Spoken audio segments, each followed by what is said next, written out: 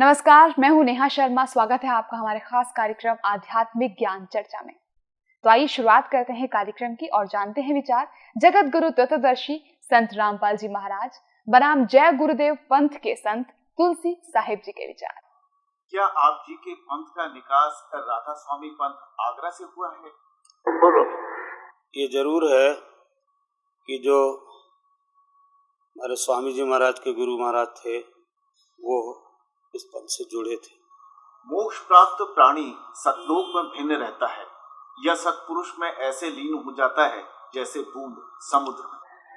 तब जीवात्माएं अमर पद में पहुंच करके अमर आनंद लेती और उसी समुद्र का ही रूप हो जाती। तो समुद्र में बूंद गिरी, समुद्र का रूप हो गई। जल की बूंद जल में गिरी, उसका रूप धारण कर दिया। तो ये थे जय गुरुदेव पंथ के संत तुलसी साहिब जी के विचार। अब जानते हैं विचार आदरणीय राधा स्वामी पंथ के महाराज के विचार। महाराज जी, मैं आपसे यहाँ जानना चाहूँगी कि क्या आपके पंथ का निकास राधा स्वामी पंथ आगरा से हुआ है? जी हाँ, इसका प्रकाट्य या शुरुआत प्रारंभ स्वामी शिवदयाल सिंह जी महाराज आगरा से हुआ है। मोक्ष प्राप्त प्राणी सतलोक में भिन्न रहता है या सतपुरुष में ऐसे लीन हो जाता है जैसे बूंद समंदर में। मुक्त जो जीव हो जाता है संसार से, वो अपने परमपिता की गोद में उसी प्रकार से जाके लीन हो जाता है जिस प्रकार से बूंद जाके सागर में मिल जाती है। ये थे राधा स्वामी पंथ के महाराज के विचार। और आइए अब जानते हैं जगत गुरु तत्वदर्शी संत रामपाल जी महाराज के विचार। ये कहते हैं कि सतलोक में प्रकाश ही प्रकाश है, नूर ही नूर है, वह सतपुरुष नहीं है। और आत्मा जब उसमें पहुंच जाती है तो ऐसे मिल जाती है जैसे बूंद समुद्र में, यानी जैसे डूब कर मरना होता है। तो पुण्यात्मा पहले तो ये इंटरेस्ट किसी का हो नहीं कि उसमें जाकर मरा डूब के, उसमें एक रस हो जाए। यही प्रत्यक्ष उदाहरण बता दिया। अगर कोई नो कहे समुद्र में भगवान है, चलो कूद छलांग लगाओ, कितने मरेंगे? एक आधा बोला वैसे चला जाओ उसमें। नहीं तो समझदार व्यक्ति ने कहा वाह विवाह, भगवान को तो कहते उसके दर्शन करते हैं, उसके रोमकूप में करोड़ सूर्य करोड़ चंद्रमा मिला दे, ऐसी रोशनी है परमात्मा की वाणी में। तो ऐसा लिखा कबीर जी की वाणी में। और वहाँ चले गए हंस उसके चौर करते हैं भगवान के, फिर निराकार के चौर कैसे करेंगे? और फिर ये बताते हैं कि एक समय सावण सिंह जी ने कथा सुना रखी है कि एक इंद्रमती नाम की रानी थी, कबीर साहब की शिष्या थी। कबीर साहब तो पहले जाकर समुद्र में लीन हो गए उस सतपुरुष में, और पीछे से इंद्रमती रानी जब गई तो ये क्या बताते हैं, उसमें डूब कर मरण गई। अब देखो सावन सिंह जी के वचन, संत मत भाग प्रकाश 4, इसके ही 264 पृष्ठ पे लिखा है। 264 पृष्ठ संत मत भाग प्रकाश 4 है। एक सत्संगी ने सावन सिंह जी से पूछा, सावन सिंह जी कौन है? ये हैं सच्चा सौदा के खेमामल सिंह सामस्ताना बिलोचिस्तानी के गुरु जी, ये सावन सिंह जी। इससे प्रश्न किया सत्संगी ने, हजूर संतों की पदवी कहाँ तक है? महाराज जी सावन सिंह जी उत्तर देते, हमारे इतनी बुद्धि और अकल नहीं कि हम संतों की पदवी को समझ सके। फिर भी सुनो, रानी इंदुमती कबीर साहब के समय में हुई थी। पहले कबीर साहब मालिक में जाकर विलीन हुए, देखना। फिर रानी हुई। जब रानी ने सचखंड में जाकर कबीर साहब की पदवी देखी तो कहने लगी, महाराज यदि आप पहले ही बता देते कि मैं ही अकाल पुरुष हूँ तो मैं भजन सुमन कर कर के व्यर्थ परेशान ना होती। कबीर साहब ने उत्तर दिया, तुमको उस समय विश्वास नहीं आना था। अब इसमें विवेचन करते हैं पुण्यात्माओं। इनके विधान अनुसार, राधा स्वामी वालों के विधान अनुसार, जय गुरुदेव वालों के विधान अनुसार, यदि ये माने कि सतपुरुष वहाँ नहीं है, निराकार है और केवल नूर ही नूर है, प्रकाश ही प्रकाश है, और उनने अपने सिद्धांत अनुसार सच्चाई को अज्ञान बना करके कैसे पेश करना चाहा है, लेकिन फिर भी छुपी नहीं। कहते हैं चोर चुरावे तुमड़ी और गड्ढे पानी में, वो गड्ढे वो ऊपर आवे न सच्चाई छनी ना। अब विचार करो, इनके विधान अनुसार ये कहते हैं पहले कबीर साहब जाकर मालिक में विलीन हो गए, बूंद गिर गई समुद्र में, खत्म हो गया अस्तित्व। और फिर कहते पीछे तो रानी जाके विलीन होगी उसी में, दोनों हो गए एक रस। फिर वो बातें किस टाइम की, कबीर साहब को देखा कैसे उसने, वहां कुछ अस्तित्व है नहीं तो देखा कैसे। सच्चाई तो यही है कि सचमुच कबीर साहब वहां परमात्मा स्वरूप सतपुरुष रूप में ये खुद ही मालिक हैं। वास्तविकता ये है कि Kabir is God, Kabir is जो सुप्रीम गॉड, यह सतपुरुष है, अविनाशी गॉड। जैसे स्वामी रामानंद जी ने कहा, दोहू ठोड़ है एक तू और भया एक से दो, और गरीबदास हम कारणे आए हो तुम मगजो। ये स्वयं भी कहते हैं कबीर परमेश्वर, हम ही अलखला है कुतुब गोस और पीर, गरीबदास खालक धनी हमारा नाम कबीर। ए स्वामी सृष्टा में और सृष्टि हमारे तीर, दास गरीब अधर बसूं। कबीर साहब कहते हैं अधर रहूं ऊपर और मेरा नाम कबीर। और ये अज्ञानी कह रहे हैं कि कबीर साहब पहले लीन हो गए, पाछा निंदरमती होगी। फिर बातें किस कैसे करी उन्होंने, अरे कुछ तो दिमाग पर जोर दो। चलो वो पहले वाले तो गए बाढ़ में, अब तो तुम तो बचो, शेष जो बचे फंस रहे हैं उनके नकलियों के पीछा छुटाओ और अपना कल्याण कराओ। ये बार बार समय नहीं मिलता। अब श्री जय गुरुदेव पंथ के प्रवर्तक मथुरा के श्री तुलसीदास साहिब जी बहुत पुण्यकर्मी प्राणी हैं, और ये शिवदयाल से भी अच्छी आत्मा थे। लेकिन शिवदयाल जी ने अपना भट्ठा बैठाया, शास्त्र विरुद्ध साधना कर ऐसे पुण्यकर्मी उसको परम धनी जान कर वहाँ फंस गए। इन अपना भी जीवन नष्ट कर दिया। सन 1971 में, सन 1954 से पहले से ये सत्संग रहा तुलसीदास जय गुरुदेव पंथ का प्रवर्तक मथुरा वाला। और सन 1954 से उस समय इसकी बैटरी फुल थी चार्ज पिछले जन्म की। 1971 में इसने भविष्यवाणी करी इस दास के लिए। 7 सितंबर 1971 को इन्होंने कहा कि वो जो तत्वदर्शी संत है वो अब 20 वर्ष का हो चुका है।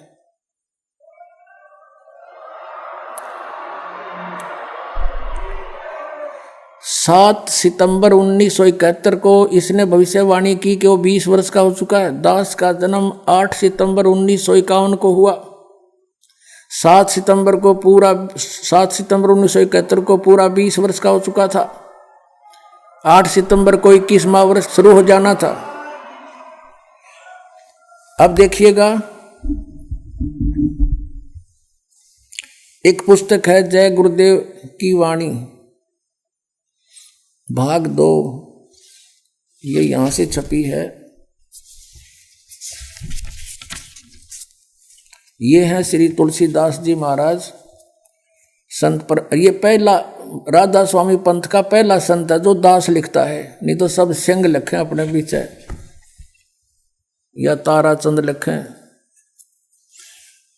यह प्रकाशक है दिव्या शर्मा, 88 साकेत कॉलोनी मथुरा में, और यहाँ से प्रिंटेड है। मुद्रक है अर्जेंट प्रिंटर्स, पुराना बस स्टैंड मथुरा। इसकी 59 पृष्ठ से पहले पढ़ेंगे। 28 अगस्त को इन्होंने एक भविष्यवाणी करी थी, ये देखिएगा, ये 59 पृष्ठ है इसका, 59। और ये 28 अगस्त शाकाहारी पत्रिका 28 अगस्त 1971 में इसने कोई भविष्यवाणी की थी कि महापुरुष का जन्म भारतवर्ष के एक छोटे से गांव में हो चुका है और वह व्यक्ति मानव इतिहास का सबसे महत्वपूर्ण व्यक्ति बनेगा। उसे जनता का इतना बड़ा समर्थन प्राप्त होगा कि आज तक किसी को नहीं मिला है। वह महापुरुष नए सिरे से विधान को बनाएगा और वह विश्व के संपूर्ण देशों पर लागू होगा। उसका एक झंडा होगा, उसकी एक भाषा होगी।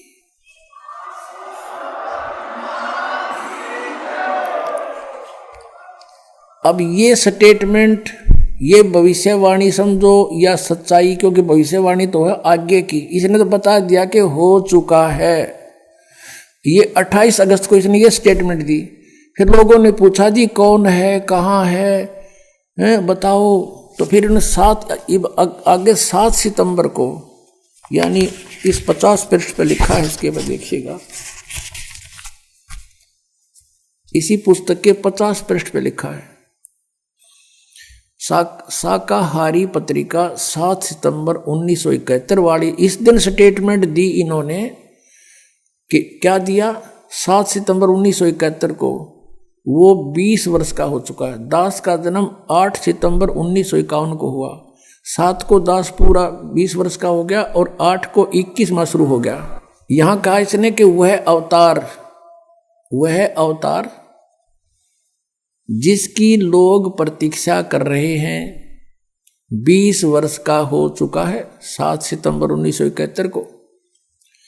यदि उसका पता बता दूं तो लोग पीछे पड़ जाएंगे। अभी ऊपर से आदेश बताने के लिए नहीं हो रहा है, मैं समय का इंतजार कर रहा हूं और सभी महात्माओं ने समय का इंतजार किया है। समय आते ही सबको सब कुछ मालूम हो जाएगा। बोलो सतगुरुदेव।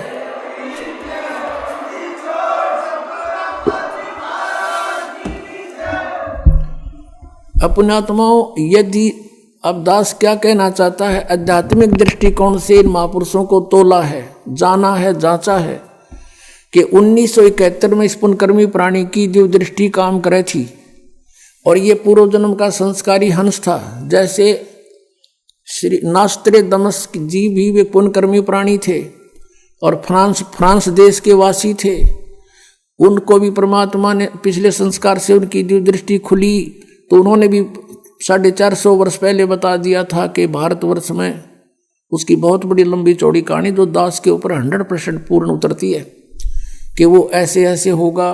तो उसने भी यही बताया था और अब इन्होंने तो दिन का दिन बता दिया।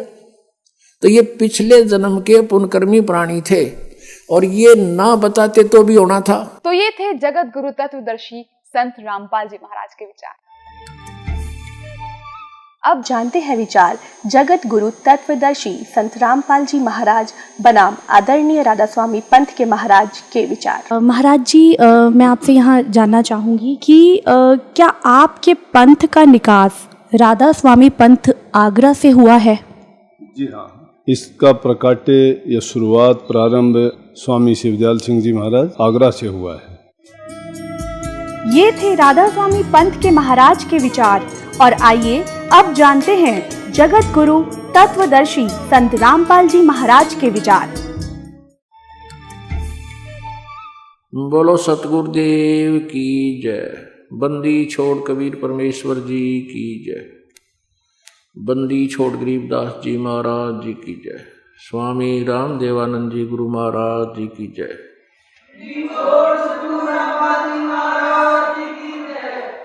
परम पिता परमात्मा पूर्ण ब्रह्म सर्व सृष्टि रचनहार कुल मालिक कबीर देव कबीर साहिब जी अपने विषय में अपनी जानकारी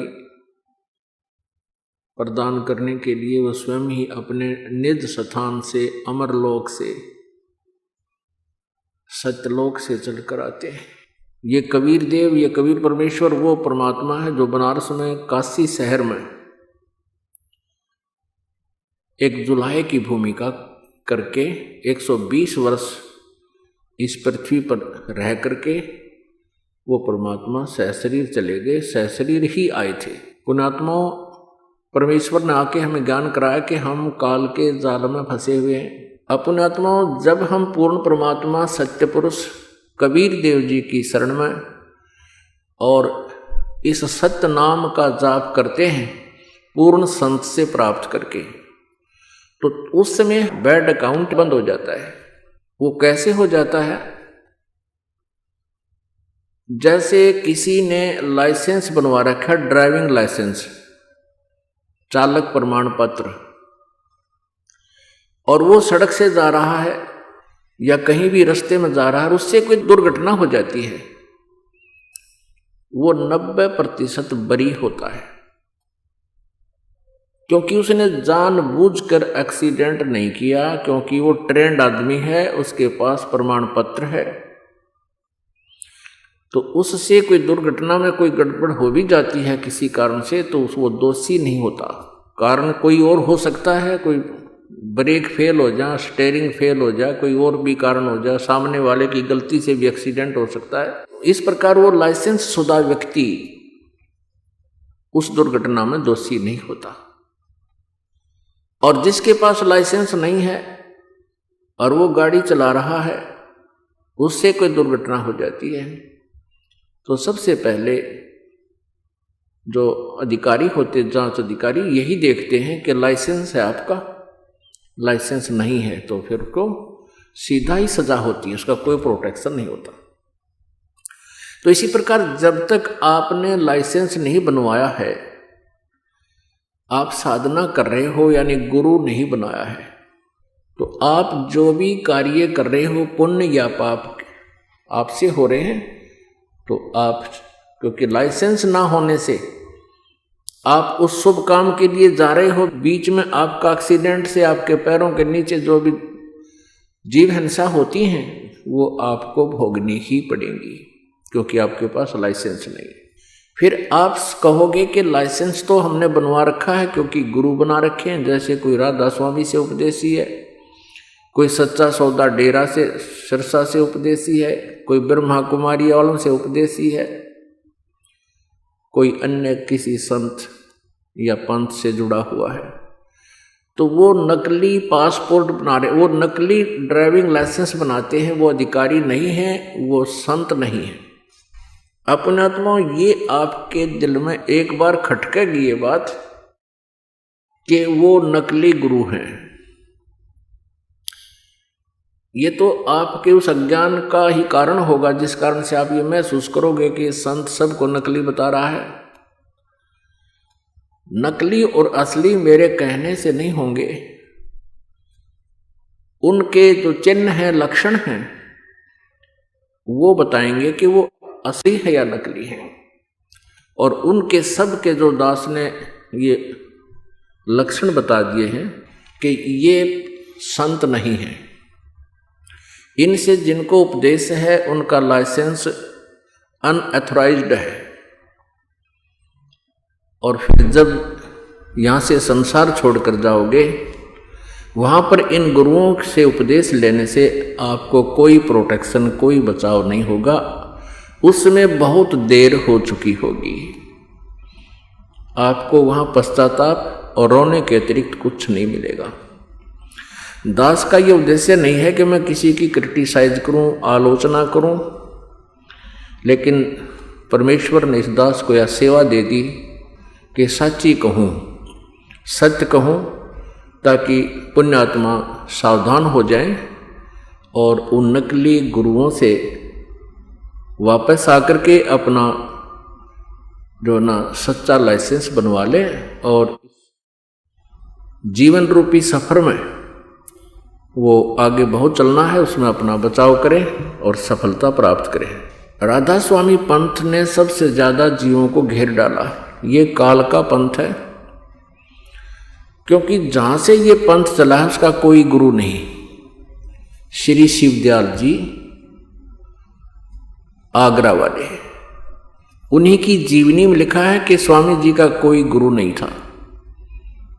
और परमेश्वर की अमृत वाणी में, सच्चिदानंद घन ब्रह्म की वाणी में और सभी संतों ने जिन परमात्मा पाया है उनके अमृत वचनों में ये स्पष्ट किया है कि गुरु बिन माला फेरते, गुरु बिन देते दान, गुरु बिन दोनों निष्फल हैं, चाहे पूछो वेद पुराण। अब गुरु नहीं जिस व्यक्ति का, तो आगे चल के वो बहुत दुख पाता है। क्या होता है कि पिछले पुण्य इतने होते उन पुण्य आत्माओं के, जो पुण्यात्माएं किसी गुरु पद को प्राप्त कर रहे हैं, कोई संत बन गया है, ये काल का जाल है। वो पिछले पुण्यकर्मी प्राणी हैं, उनकी वचन में भी प्रभाव होता है, उनके बोलने की शैली में भी बहुत एक आम व्यक्ति से अंतर होता है। और जिस कारण से वो अपने पिछले पुण्य से, पिछली चार्ज बैटरी से, पिछले जन्म की सिद्धियों से वो बहुत सी जनता को अपने पीछे तो लगा सकते हैं, लेकिन अंत अनुयायियों का भी और स्वयं का भी बहुत बुरा होता है। तो प्रसंग ये चल रहा है कि जो इन नकली गुरुओं से उपदेश प्राप्त कर रखा है उन भोली श्रद्धालुओं ने, भोली आत्माओं ने, और वो ये सोच रहे हैं कि हमने गुरु तो बना ही रखा है। नहीं, गुरु पूरा हो, ज्ञान सच्चा हो और आपकी श्रद्धा भी सच्ची हो, तब बात बने। अब यहाँ आपको थोड़ा सा पैरेलल एक प्रमाण देने पड़ेंगे, अन्यथा आप जी समझ नहीं सकोगे कि दास का क्या उद्देश्य है, क्यों कह रहा है और सचमुच ऐसा है भी कि नहीं। श्री शिवदयाल जी जो आगरा में हुए हैं, उनको ये लोग परम धनी और परम पूज्य, पूर्ण ब्रह्म आदि नामों से, संज्ञाओं से, उपमाओं से सब सुशोभित करते हैं, और उनका कोई गुरु नहीं था।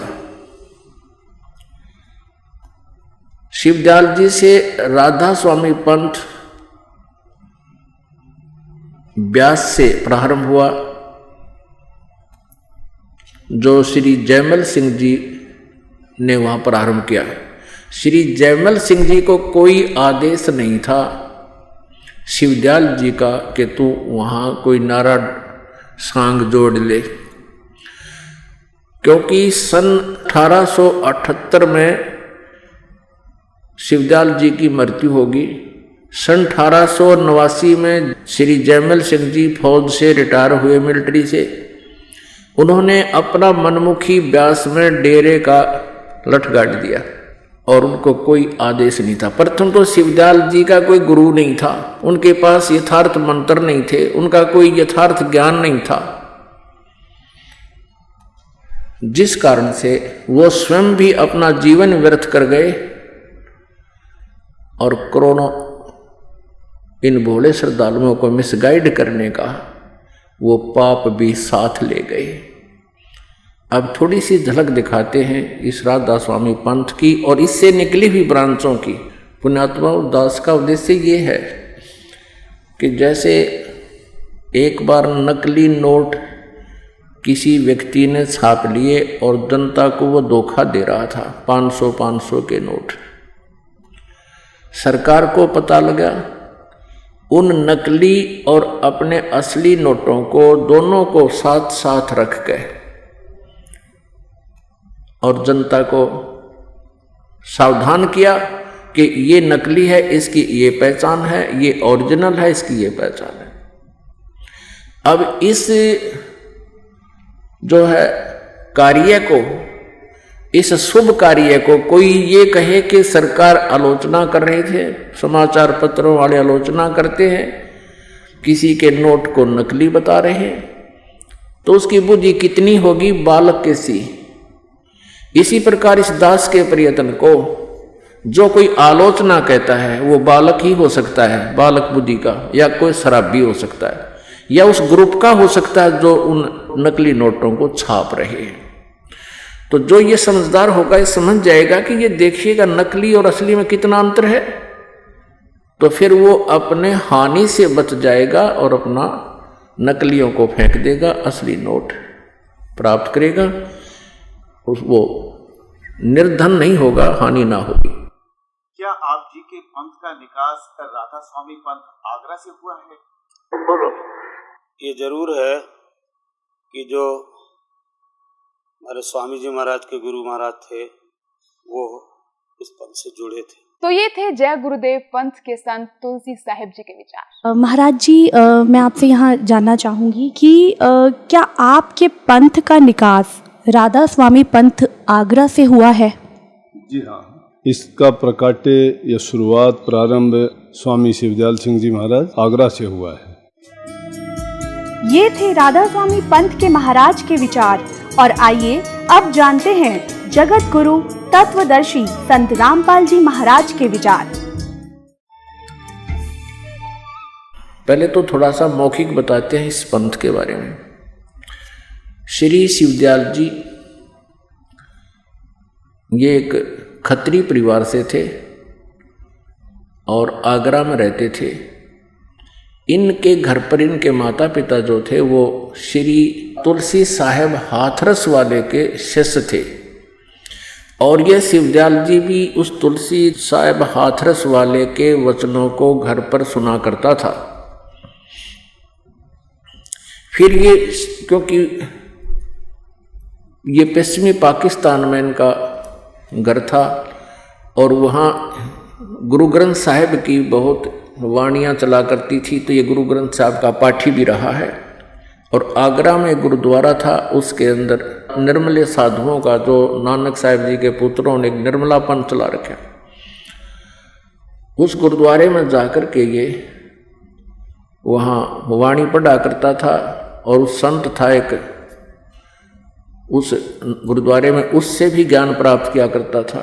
उससे शब्द और सुरत का इसने ज्ञान सीखा जैसा उसने पता था। फिर कुछ अपनी अटकल, कुछ दूसरों से सुना सुनाया खिचड़ी ज्ञान, ये स्वयंभू संत बन बैठा। उसके बाद इसने कई घंटों तक साधना की, कई कई दिन तक बैठा रहता, कई कई दिन बाहर नहीं निकलता, कोठे में कोठे यानी गुफा सी में जा करके वहाँ साठियोग किया करता था, जो किसी भी संत मते में या किसी भी संत ने ऐसी क्रियाएं नहीं की।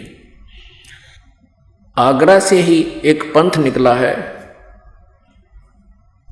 जय गुरुदेव मथुरा में। ये वही 5 नाम देते हैं जो काल के हैं, जो मोक्षदायक नहीं है। और वहीं से एक पंथ, एक व्यक्ति ने, जैसे राम सिंह जी थे जुई गांव के, हरियाणा के, और राम सिंह जी के शिष्य थे एक ताराचंद जी जो जनोद गांव में, उन्होंने अपना अलग राधा स्वामी पंथ का एक आश्रम बना लिया। उसी आगरा से ही एक पंथ निकला, अभी बताया आपको, श्री जयमल सिंह जी, जिन्होंने स्वयंभू संत बनकर ब्यास में एक डेरा स्थापित कर दिया। जयमल सिंह जी के शिष्य हुए श्री सावन सिंह जी। श्री सावन सिंह जी के शिष्य थे श्री बिलोचिस्तानी शाह मस्ताना, जिसका वास्तविक नाम था श्री खेमामल। वो बिलोचिस्तान के रहने वाले थे। और एक कृपाल सिंह जी, ये दोनों शिष्य उत्तराधिकारी समझते थे अपने को, श्री सावन सिंह जी के उत्तराधिकारी समझते थे। लेकिन श्री सावन सिंह जी ने इन दोनों को अपना उत्तराधिकारी नहीं बनाया। उन्होंने श्री जगत सिंह सरदार जी को अपना उत्तराधिकारी बना दिया। तो ये दोनों वहाँ से विमुख हो गए, गुरुद्रोही हो गए। इन दोनों ने, श्री खेमामल जी अर्थात श्री बिलोचिस्तानी शाह मस्ताना जी ने डेरा सच्चा सौदा सिरसा में अलग से स्थापना कर दी। और फिर वो जो श्री खेमामल सिंह जी अर्थात बिलोचिस्तानी शाह मस्ताना जी, अंत में इंजेक्शन रिएक्शन होने से अचानक मृत्यु को प्राप्त हो गया। अब देखो श्री खेमामल सिंह जी की मृत्यु कैसे हुई। ये है सतगुरु के परमार्थी कृष्णों के वृंतांत। ये पुस्तक है, पहला भाग। इसके संग्रह करता है ये वर्तमान में जो गद्दी पर बैठे हैं डेरा सच्चा सौदा सिरसा के श्री गुरमीत सिंह जी, पाह मुद्रक, इंद्रसेन प्रबंधक, परमार्थ उपदेश प्रिंटिंग प्रेस, डेरा सच्चा सौदा, बेगू रोड, सिरसा, हरियाणा, भारत से। अब इसके आपको दिखाते हैं। ये है श्री खेमामल सिंह जी। और 31 पृष्ठ पर आप देखो, बेपरवाह जी के एक प्रेमी की कार में बैठकर, बेपरवाह जी यानी इनके जो खेमामल जी को ये शहंशाह बेपरवाह नाम से पुकारते थे। बेपरवाह जी वहाँ के एक प्रेमी की कार में बैठकर पहाड़गंज में एक डॉक्टर की दुकान पर चले गए। आप जी के साथ सिरसा शहर का प्रेमी गोविंद मदान तथा 3-4 और प्रेमी भी थे। नीचे आ जाओ। अब वहाँ उनसे डॉक्टर से बातें करी और वो अपनी बताई, मैं बीमार हूँ। तो इतने में डॉक्टर ने हुक्म के अनुसार, यानी क्या अभी इंजेक्शन लगेगा, तो इसने खेमामल जी ने कह दिया लगा दे। इतने में डॉक्टर ने हुक्म के अनुसार बेपरवाह जी का इंजेक्शन लगा दिया। उसके साथ ही आप ही वहीं बेंच पर लेट गए। कौन? खेमामल जी, बिलोचिस्तानी सामस्ताना बेपरवाह जी बेंच पर लौट गए। और तालियों की जलन, इंजेक्शन से रिएक्शन होगी, तलवों में जलन होगी, पैरों में का बहाना करके धन धन सतगुरु का नारा लगा दिया। अर्थात 18 अप्रैल 1960 को सुबह 10:15 पर अपना पंच भौतिक शरीर छोड़ दिया। छोड़कर अनामी देश में जा समाये। यह दृश्य देखकर डॉक्टर के पसीने छूट गए। वह भौचक्का रह गया कि अब क्या होगा। बाबा जी के अनुयायी उसे बर्बाद कर देंगे और उस पर कत्ल का इल्जाम लगाकर अदालत में सजा करवाएंगे। पुण्यात्माओं, अब देखो, संत और इंजेक्शन तो मरे, रिएक्शन थे धिक्कार ऐसी भक्ति को है। ये तो पहले तो और के दुख दूर करें थे और अपनी जान नहीं बचा पाए। क्योंकि कारण क्या है? ये पुण्यात्मा थी, पूर्व जन्म के, इनकी बैटरी चार्ज थी और वह बैटरी होगी डिस्चार्ज। आगे भक्ति ठीक थी नहीं। उसके शेष थे सावण सिंह जी के।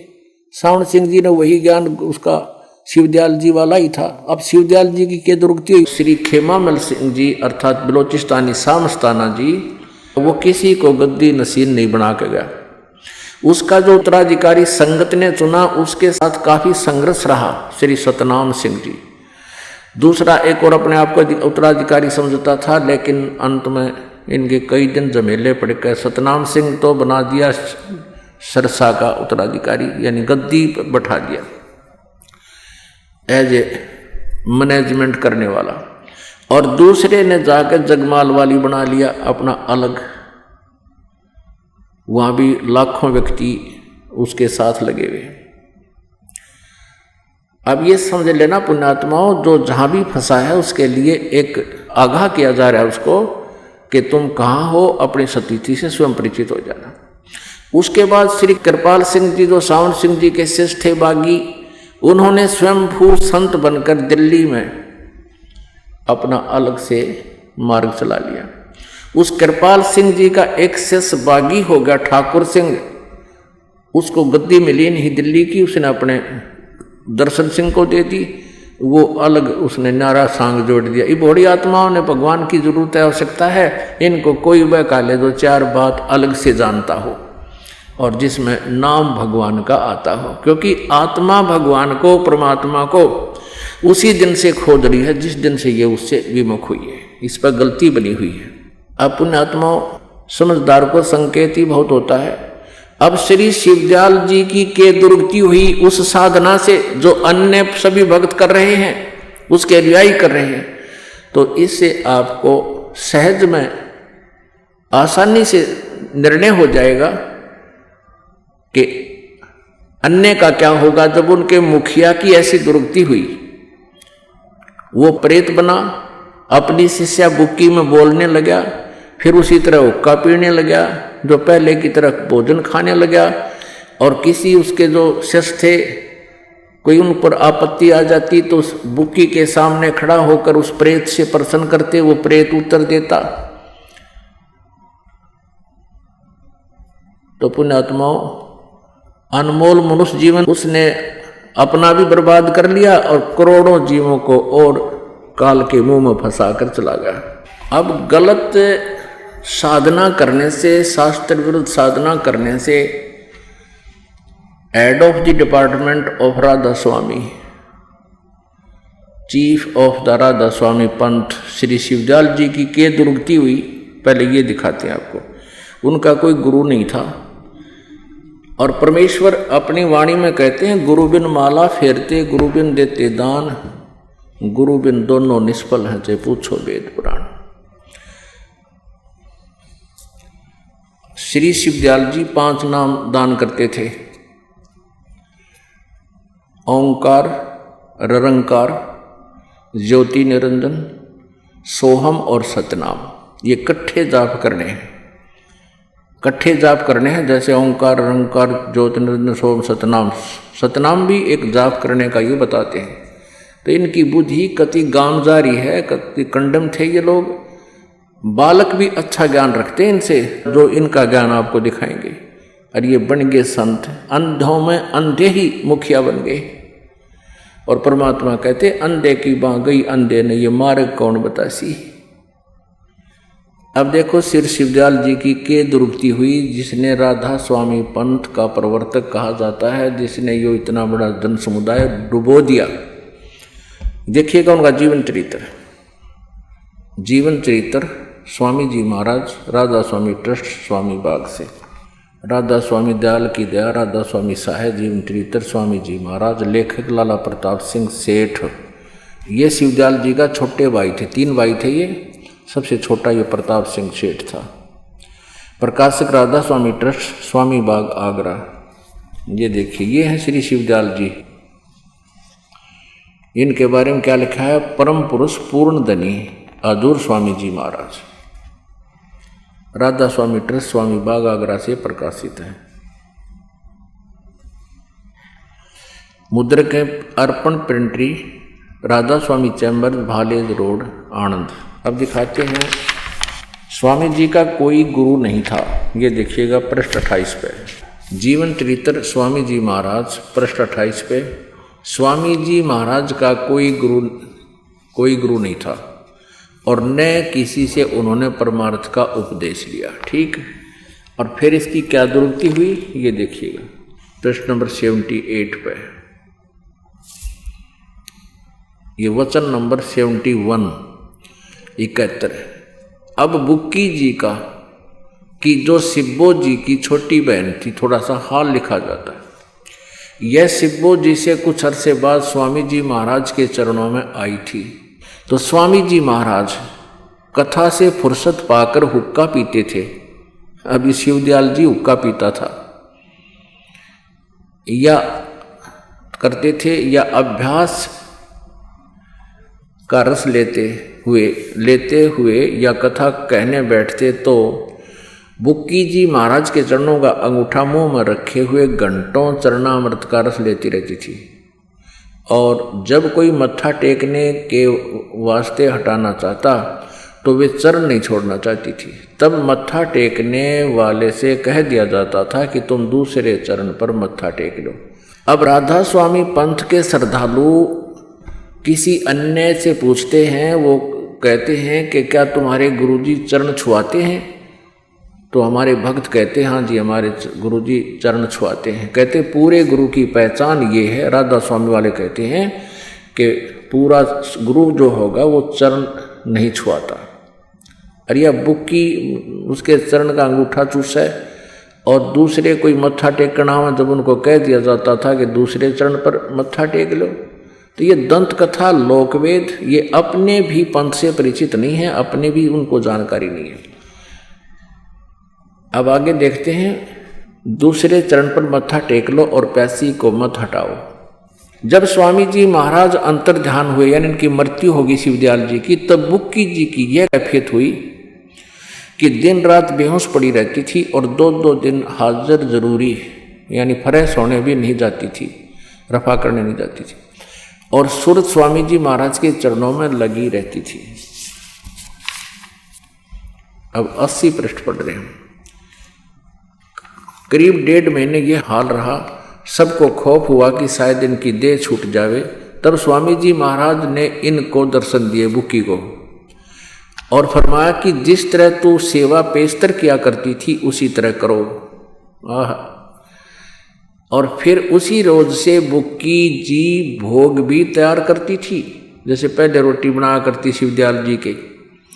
और मेरी पन्नी गली के मकान पर पहले दस्तूर के माफिक पलंग बिछाती और हुक्का भरती थी। ये लेखक है शिवदयाल जी का छोटा भाई प्रताप सिंह जी। वो कहता है कि मेरी पन्नी गली के मकान पर पहले की तरह भोग भी तैयार करती थी और पलंग बिछाती और हुक्का भरने लगी, और वह पलंग अभी तक बिछा रहता है। गर्ज की जिस तरह से की पेशतर सेवा किया करती थी, पेशतर माने पहले उसके जीते जी, गरज की जिस तरह से पेशतर सेवा किया करती थी, यानी जैसे पहले सेवा करती थी, उसी तरह से कुल काम करने लगी। और स्वामी जी महाराज उनको ध्यान के समय में प्रगट दर्शन देते थे और कुल सेवा उसी तरह कबूल फरमाते थे। अब देख लो, अब बुक्की में आ जाता हो और वह हुक्का रोटी खाता वो खुद बुक्की के माध्यम से, और बुक्की हुक्का पीती उसी पलंग पर बैठ के। यानी शिवदयाल जी बुक्की में प्रवेश होकर पहले की तरह कुल सेवा उसी तरह कबूल फरमाते थे, जैसा कि अंतर ध्यान होने के पेशतर यानी पहले करते थे। अंतर ध्यान होने से पहले रोटी भी खाता था, वो हुक्का भी पिया करता वो खाना खा के। फिर उस बुक्की में आ गया, फिर वह बुक्की लड़की खाना बनावे अब पे खावे, उसमें भूत खावे और हुक्का पियो। पहले ना पीती थी, फिर हुक्का पीने लगी। वो भूत बनकर शिवदयाल जी राधा स्वामी पंथ के मुखिया उसमें प्रेत बनकर आगे अपने शिष्या बुक्की में, और हुक्का उसी तरह हुआ हुक्का पीवे उसके माध्यम से और खाना खावे। और बुक्की जी को महाराज उनके आखिरी दम तक प्रगट रहे, उसमें वह मरी इतने उसका माए बड़े रहे, प्रवेश रहे भूत। यहाँ तक कि जिस किसी को जब कोई बात स्वामी जी महाराज से अर्ज करनी होती थी तो वे बुक्की जी के जरिए से दरियाफत कर लिया करते थे। अब मान लो किसी ने प्रश्न करना था स्वामी जी से, बुक्की के सामने बोलते, वो भूत बोलता फिर बुक्की में, शिवदयाल जी तरह गजब भैया। यानी बुक्की जी अभ्यास के समय स्वामी जी महाराज को प्रकट करके हम कलाम हुआ करती थी। क्योंकि बुक्की जी स्वामी जी को ध्यान के समय प्रकट कर लेती थी और फिर बोला करती थी। या इनकी अपनी बनावटी बात है, जिस तरह ये क्रिया हो रही है ये बिल्कुल भूत उसमें बोला। आगे देखना, इस नियाजमंद को भी जब कभी भीड़ के समय में घबराहट होती थी और किसी तरह से अकल काम नहीं देती थी, यानी कोई आपत्ति आ जाती थी, जी घबराता था, तो तब बुक्की जी के जरिए से स्वामी जी महाराज का हुक्म लिया करता था। बुक्की जी में इंटरनेट लग गया फिर, और जो उसके भाई में ना लग गया या ओरा में ना लग गया, वो भूत आ गया, उसमें प्रवेश हो गया और उसमें बोलने लग गया जैसे आम भूत बोलते हैं। जैसे ब्रह्मा कुमारी पंथ है एक भूत का चलाया हुआ है, उसी तरह वो बोलता हा करके ऐसे ये बोलने लग गया इसमें। तब बुक्की के जरिए से स्वामी जी महाराज का हुक्म लिया करता। ये लेखक कह रहा है, लेखक उसका छोटा भाई शिवदयाल जी का। और जैसा हुक्म होता था उसी के मुआफिक बंदा कारबंद होता था। तो इसके इस प्रताप सिंह में क्यों ना हम कलाम हुआ, बुक्की हम कलाम हुआ थी, ये भूत बोला था इसमें। अब कहते हैं जैसा भी हुक्म होता था उसी तरह मुआफिक बंदा कारबंद होता था, यानी जो आदेश होता उस भूत का, वो लेखक कहता मैं उसी के आदेश अनुसार आगे क्रिया करता था। और इसी तरह राय साहब यू साल्यग्राम जिसने राधा स्वामी पंथ अलग से लटकाट दिया इसी के प्रेजेंस में, वो भी उसने भी मौज की थी कि बुक्की जी के जरिए से 2-4 बार हुक्म हासिल किए थे। सारे जीवन में 2-4 बार हासिल किए, पता लगे भूत बोल रहा इसमें। फिर यो अपने आत्माओं, गरीबदास साहिब जी ने कहा है, सतगुर पुरुष कबीर हैं ये चारों युग परवाने, ये झूठे गुरुआ मर गए हो गए भूत मसान। ये झूठे गुरु से भी भूत बन जाते हैं और केवल कबीर परमेश्वर जी ये चारों युगों में आते हैं, इनका ये प्रमाण है। सतयुग में सतसुकृत नाम से एक परमेश्वर आए थे पूर्ण ब्रह्म, त्रेता में मुनिंदर नाम से, द्वापर में करुणामय नाम से और कलयुग में कबीर नाम से। इन राधा स्वामी पंथ वाले श्रद्धालुओं से कोई पूछने वाला हो कि ये कहते सन 1818 में इनका जन्म हुआ, इससे पहले का कोई इतिहास है इस तुम्हारे परम धनी का? ये तुम परम धनी कहते हो, इससे पहले किसी युग में आया ऐसा है कोई इतिहास? नहीं। और वेद गवाही देते हैं कि वो परमात्मा प्रत्येक युग में आता है और यथार्थ ज्ञान वह स्वयं ही अपने भक्तों को प्रदान करता है। अब आपको दिखाते हैं इन नकली पंथों का, नकली ज्ञान और झूठे नाम। पुण्यात्माओं, जब तक आपके समक्ष इनके द्वारा दिए गए उपदेश और मंत्र रूबरू नहीं होंगे और फिर वास्तविक मंत्र बतावांगे, किस किस संत ने कौन कौन से मंत्र जाप किए और किस पर वो प्रमाणित हैं कि उनका मोक्ष हुआ, बहुत समय से उनकी जो है ना महिमा गाते आए हैं भक्तजन। अब इनके झूठे ज्ञान की एक झलक बताते हैं आपको। परमात्मा कहते हैं झूठा ज्ञान ये ध्यान कहाँ लाओ, ये बात विद्या चतुराई। ये देखिएगा, एक पुस्तक है सार वचन राधा स्वामी नसर यानी वार्तिक। राधा स्वामी दयाल की दया, राधा स्वामी सहाय। सार वचन राधा स्वामी नसर यानी वार्तिक, जिसको परम पुरुष पूर्ण धनी स्वामी जी महाराज ने जबान मुबारक से फरमाया है। शिवदयाल जी ने बोले हैं ये वचन जो आपके समक्ष रूबरू कराए जा रहे हैं, जो बाई इज्जत राधा स्वामी ट्रस्ट द्वारा छापी गई है। प्रकाशक हैं राधा स्वामी ट्रस्ट, स्वामी बाग आगरा। मुद्रक हैं दी कोरोनेशन प्रेस, छिल्ली ईंट रोड आगरा। देखिएगा, सारवचन वार्तिक नसर यानी वार्तिक, दफा 1 पृष्ठ 2 पे हम यहाँ इस दो दफा देखेंगे। इसमें अपने मतलब की बात पढ़ेंगे। सिर्फ काम इतना है कि इंसान यानी मनुष्य अपनी सूरत यानी रूह को उसके खजाने और निकास जहाँ से रूह आई है यानी मुकाम सतनाम और राधा स्वामी में पहुँचावे। यहाँ सतनाम को ये स्थान कहते हैं, मुकाम माने स्थान, राधा स्वामी को भी स्थान कहते हैं। अब आगे देखो, सारवचन वार्तिक का भाग 1 पढ़ रहे हैं, पृष्ठ 3 पे। 1 नंबर में पढ़ा आपने, ये 1 नंबर में, ये 2 नंबर था। अब तीसरा वचन पढ़ेंगे। जितने आचार्य और महात्मा और अवतार और पैगंबर हर एक मजहब में हुए, वे सब अपने अभ्यास के जोर से अंतर में तरफ मुकाम असली के चले और सब के सब दूर स्थान तक नहीं पहुँचे। और बहुत से मंजिल एक पर, ये मंजिल तो आप आम आदमी समझता, मंजिल माने स्थान। ये यहाँ एक का उत्तर यहाँ दे रखा है स्थान, मंजिल माने स्थान। ये देखो, ये मंजिल 1, इसका उत्तर यहाँ इनका अर्थ किया है स्थान। तो ये बताया कि सिर्फ संत मंजिल यानी स्थान यानी सतनाम। संत 5वीं मंजिल सतनाम पर गए, यहाँ भी स्थान सिद्ध हुआ सतनाम। और बिरले संत 8वीं यानी राधा स्वामी पद तक पहुँचे मंजिल। अब राधा स्वामी यहाँ स्थान है, सतनाम भी स्थान है। अच्छा, अब वचन नंबर 4 देखिएगा। अब समझना चाहिए कि राधा स्वामी पद सबसे ऊंचा स्थान है और यही नाम कुल मालिक और सच्चे साहब और सच्चे खुदा का है। अब इस स्थान से, राधा स्वामी स्थान से नीचे, इस मुकाम से 2 स्थान नीचे, यानी राधा स्वामी से 2 स्थान नीचे सतनाम का मुकाम है। यहाँ 2 स्थान पर मंजिल सतनाम और यहाँ बता रखा है यानी मंजिल माने स्थान और यहाँ मुकाम सतनाम। मुकाम सतनाम को मुकाम बोल रहे हैं 2 पृष्ठ पे, और 3 ये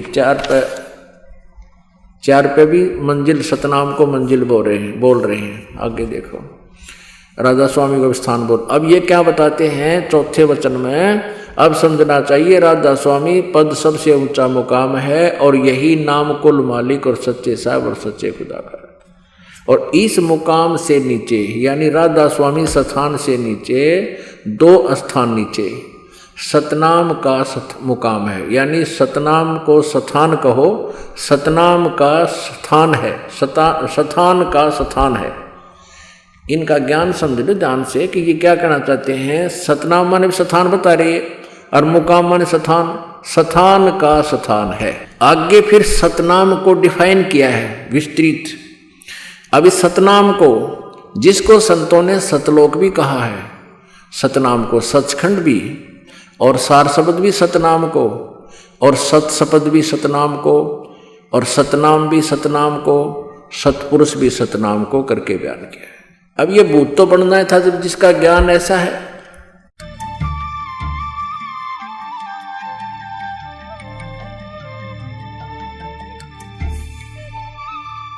To know more about this, you should visit www.jagadgururampalji.org, and you can also visit Sant Rampalji Maharaj and Satlok Ashram YouTube channel.